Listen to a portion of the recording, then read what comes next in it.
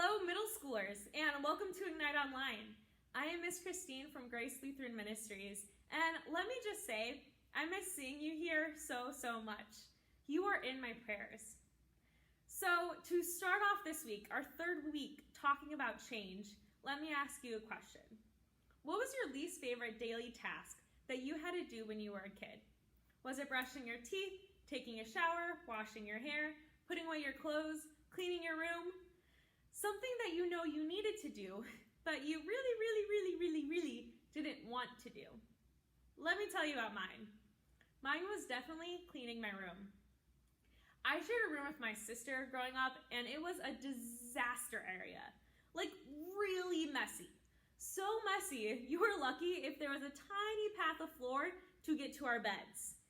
Like, literally, there was mountains of clutter on both sides, and then a little tiny path. I always said it was my sister's fault that it was so messy, but my sister always blamed me. With us always going back and forth, blaming the other person, it's really no surprise that the cleaning never got done.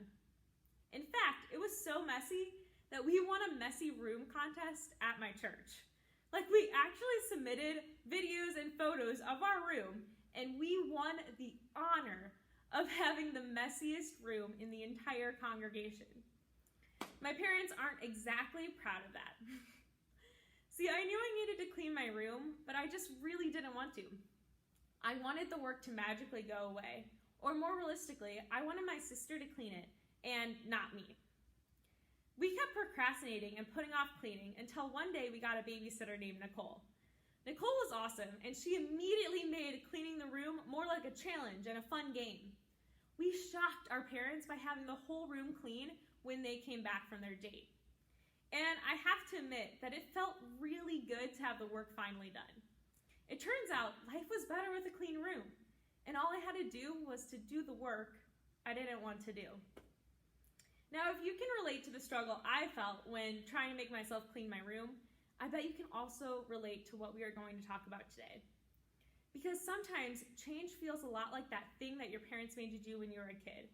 That thing you knew you needed to do to make your life better, but that you just didn't want to do. My guess is if I asked you right now to tell me one thing in your life that you know needs to change, you could answer me in about 3 seconds flat. We all could. That's because all of us know that there are some really great things we could be doing. We also know that there are some not so great things that we need to stop doing in our lives. We all kind of know where we need to change, and yet we all still struggle to make that change actually happen. Maybe you know you need to change the way you eat because surviving solely on Doritos and Mountain Dew isn't the best for your body. But you also simply don't want to make the change to your diet because you like the way that the food tastes. Maybe you know you need to change the way you treat your stepmom, but it feels a lot easier to just keep being mean and sarcastic instead. Maybe you know you need to make a change in your friend group because the friends you have aren't leading you to make great choices, but you're worried there may not be other friends out there if you do. Maybe you know you need to change your grades at school, but you don't want to put the extra effort in to study or to go to tutoring to make that happen. Or maybe you want to start taking some steps towards living a life for God, but actually doing that feels more like an inconvenience than anything else. My point is this: knowing the areas we need to change in our lives isn't hard, but actually making those changes in our lives is really difficult. Even though we know that the changes would be better for our lives, we still can't seem to make ourselves do them. So what's the deal? Well, the past couple of weeks, we've talked about how God, who never changes, helps us stay rooted to the ground so that we'll be secure through the changes that life brings us. I think sometimes we avoid change because of the uncertainty that comes with hard changes. It makes us worry that the roots that have kept us safe and steady may no longer keep us up in the midst of change.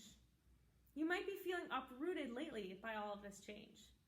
But I think the biggest obstacle we face when we try to change is the fact that real change is really hard. It takes effort. It takes persistence, perseverance. It takes a lot of time and a lot of energy. And because of that, it can feel a whole lot easier not to do it. It's easier to act like we don't care about the things we know we need to care about. It's easier to act like we don't care or we don't know about those things that would make us better and build up our character. It's easier to blend in and keep things the way they are than to risk standing out because we've made a change in our lives. It's easier to seem like we're getting along with everyone else than to make a change that others might not understand. It's easier to stay where we are than risk getting overwhelmed with the effort to make a change. But I think that when we view making changes in our lives as some kind of chore or burden, we miss out on living the best possible life that God has for us. I think we need to ultimately change the way that we see change. And that's what tonight is all about. We're going to change the way we see change. There are some great pieces of wisdom about change throughout the entire Bible. And one of them can be found in the book of James. James, the author of the book, wrote a letter to the 12 tribes of Israel. These are God's chosen people, believers, who had just been separated and spread out all throughout the region. In other words, they'd just been through a major life change, something they didn't really want to do, but they had to do. And I think what James said to them about the change that they just experienced can help us as we try to make changes in our own lives and deal with all the change that we're experiencing now.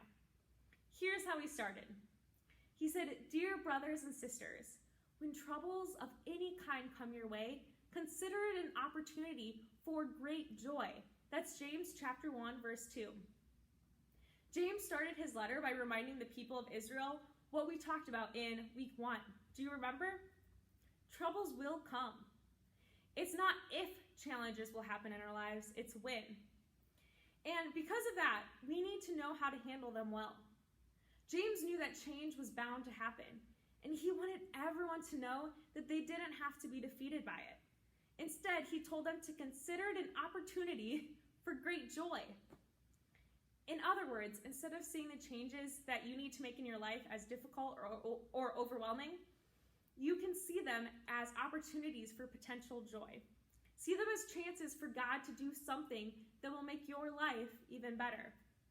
James went on, "For you know that when your faith is tested, your endurance has a chance to grow." That's James chapter 1, verse 3.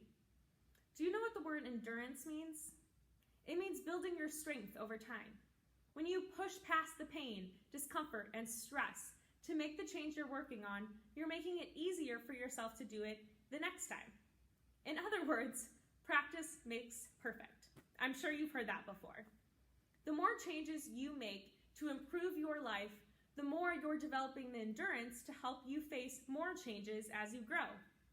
When you build endurance, you're stretching and strengthening the roots that keep you steady and secure through the ups and downs in your life. That will keep coming. Those ups and downs will keep coming throughout your entire life. So why is this important? Well, let's see how James wraps this up. This is James chapter 1, verse 4. He said, "So let it grow, for when your endurance is fully developed, you will be perfect and complete, needing nothing." You see, making those changes in your life, putting in the effort and building up the endurance to do it, isn't really about the change itself. It's about your growth as a person. Every time you make an effort to make a change that will improve your life, you're growing as a person. You're growing your roots. You're growing in your faith. So not only do you change, but your faith changes too. Just like any muscle, it becomes stronger the more you exercise it. And stepping into change will actually help you become the person that God wants you to become. Someone who is mature and complete, who doesn't lack anything in their life. Stepping into change instead of avoiding it helps you become rooted in God and who He wants you to be. You see, what I think James wanted us to understand is this. God can change the way you see change. But honestly, sometimes change feels so messy that we can't seem to make sense of it. Can you relate to that? The change in our world right now seems negative, sad, and even scary. But we know that God is in control. We know that He rules for His glory and our good. We also know that He sees the full picture and we don't. So what would happen if we asked God to change the way that we see things right now? I think we may just be surprised at what He reveals to us. Maybe instead of seeing closings and canceled events, we can see time to grow closer to God and those around us. Maybe instead of only seeing sadness and sickness all around us, we can see an opportunity to be a light in a hurting world. Maybe we finally have a chance to tell someone about Jesus. Maybe instead of worrying about a neighbor who is at home alone and isolated, we can see it as a chance to bring them some baked goods and a card. Pretty amazing, right? God can change the way we see things. He can change the way that we see change. So instead of seeing change as negative, we can view it through the lens James gave us in the Bible, as an opportunity for more joy, endurance, growth, and faith in our lives. So here's what I want you to try this week. Let God change the way that you see change. Think of the things you know you need to change as opportunities rather than chores. And put in a little effort to actually make that change, to grow in faith and maturity in that part of your life. To start, I want you to pick just one area in your life that you know something needs to change. Maybe it's the amount of time you spend in front of a screen. Maybe it's a friend group or a habit that you have, or the way you treat someone in your life. Pick out just one thing that you've been struggling to change and ask God to help you change the way you see it. Ask Him to help you see it as an opportunity for something good, something better in your life. And then, I want you to make one step to change that thing in your life this week. It doesn't have to be a big, huge, life-altering step. Remember, real change takes time. It takes endurance. So take a small step toward building your endurance this week. Maybe it's talking with a new group of people, or doing 30 more minutes of homework one night, or putting your phone away for a few hours, or going out of your way to do an extra chore for your parents this week. Whatever it is, just make one small step toward the change you want to make in your life. And then next week, make one more, and then another, and then another. It trickles down and it affects your whole life. One day, you look up and realize that you've made that change. You've built that muscle up. And the next time, change won't seem so scary to you. You'll know that you can do it. Remember, God can change the way that you see change. When our lives are rooted in Him, the changes we're struggling to make simply won't seem so difficult. We'll have His perspective instead of our own. We'll be leaning on His understanding instead of ours. I am rooting for you this week, and I always want to remind you that Jesus loves you. Have a great week.